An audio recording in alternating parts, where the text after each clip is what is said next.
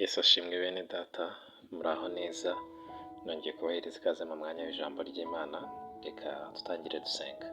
Mana yacu, Imana nziza y'urukundo, tugushimiye kuduha amahirwe yo kumva ijambo ryawe, duciye bugufi ngo Umwuka wera bari gukorera muri twe, kandi imitima yose igiye kwakira rino jambo, nyamara Mwuka wera yitunganye kandi ayibashishe kwera imbuto nyinshi. Tubisabye twizeye mu izina rya Yesu Kristo, amen.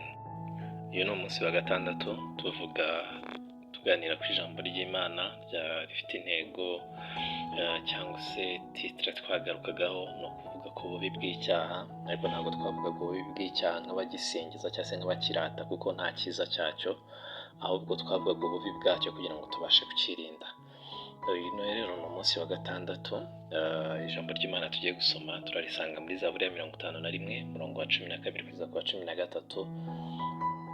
Ni Zaburi yanditswe na Dawidi, yanditse igihe yari amaze gukora ibyaha, agasambana n'umudamu wa Uriya, agasambana na muka Uriya, akamutwara akamucyura kandi ari umugore w'undi mugabo, bakaryamana, hanyuma yamenya ko yamuteye inda akicisha Uriya.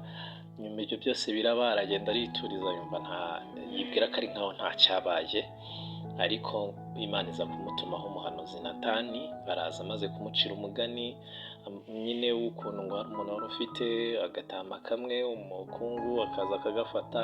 Ni umugani mushobora gusanga mu gitabo cya 2 cya Samweli. Arangije ngo Dawidi amaze kumva iby'icyaha yakoze arihana. Imana itugirire neza.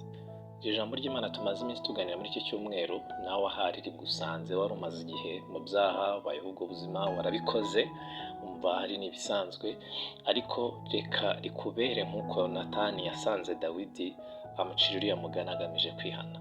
Ahari wowe se umugani baguciriye, woherejwe ijambo rikwibutsa kongera kwihana. Imana iragushaka kukubona ubayeho ubuzima bwejejwe, kandi nawe uryumvishije wari ukihagaze mu buntu bw'Imana. Iri jambo rikubere nka reveil, rikubere nk'icyapa kikubwira ngo stop, rikubere nk'imbuzi ikubwira ngo uramenye ntujye mu byaha. Ibyaha ni bibi. Reka rero dusome ijambo ry'Imana usanga muri Zaburi 51 umurongo wa 12.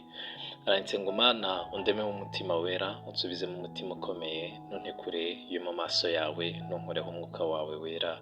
Imana itugirire neza. Nk'uko nari mbivuze mu kanya, iri ryari isengesho Dawidi yarimo asenga, abwira Imana ati Mana ongera undeme mu mutima wera. Yumvaga yawutakaje kubera icyari yakoze, aravuga ati nsubize mu mutima ukomeye. Umutima ukomeye avuga si umutima winangira, ahubwo ni umutima ubasha guhagarara imbere y'ibyaha ukaresista. Imana itugirire neza. Apana umutima ugushwa n'akabonetse akariko kose, kuko iyo umuntu yakoze ibyaha n'ibyo yajyaga abasha kunesha hambere, noneho nabyo bisigara bimunesha. Abasigara umuntu uri faible, umuntu uri weak, umuntu udafite imbaraga. Mbese ibyaha iby'uburyo bwose biba bishobora kumunesha. Ariko Dawidi aravuga ati Imana nsubize mu mutima wera, nsubize mu mutima ukomeye, umutima ubasha guhangana ukanesha. Ntuntekure mu maso yawe, ntunkureho umwuka wawe wera. Ahangaha niho tuza gutinda cyane. Iyo ukoze icyaha, duhereye hariya hejuru havuga ngo Mana ndeme umutima wera.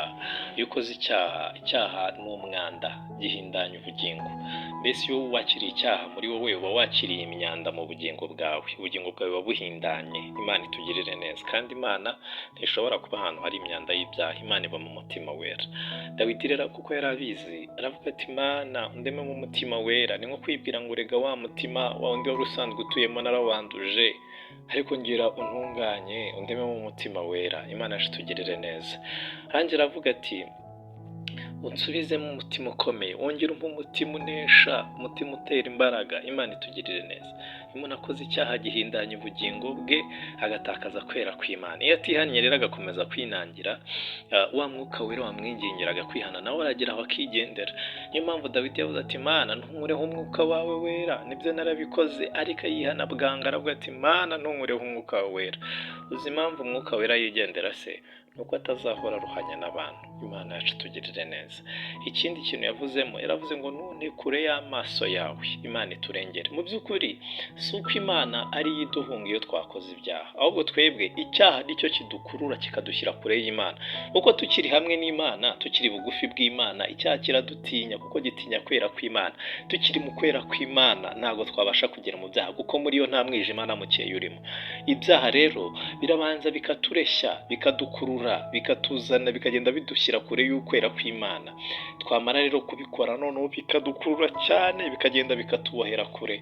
Numva umunsi w'ejo twarabivuzeho ukuntu ingoyi z'icyaha zijya ziboha abantu, ubwo twavuga ku bya Samusoni. Rero uramenye ntukore ibyaha bitakujyana kure y'Imana, ntukore ibyaha umwuka wera w'Imana ataza kwigendera, kuko ni akaga gakomeye kubaho udafite Imana muri wowe. Kwa gutandukana n'Imana ni akaga gakomeye cyane. Gutandukana na mwuka wera ni ukugusha ishyano, mbese nta kigukingira uba ufite iyo nta Mana ufite muri wowe. Rero wowe wumvise rino jambo ry'Imana, ugihagaze mu buntu bwayo, uramenye wirinde ntukore icyaha kitazirukana umwuka wera w'Imana kuri wowe, kikagushyira kure y'Imana, kikakwanduza, kikaguhindanya. Nawe kandi waba warabikoze, nyemerera wumvire ijwi ry'Imana rikwinginga muri uyu mwanya, ugarukira aho ngaho, garukira umwami Yesu Kristo agufitiye imbabazi nyinshi. Mwuka wera w'Imana ntabwo azahora aruhanya n'abantu. Ahari ijwi rikwingingira kwihana rishobora kutazakomeza kuza, ariko ubu ngubu uracyari bugufi bw'Imana, uracyari hafi, ushobora kumva ijambo ryayo.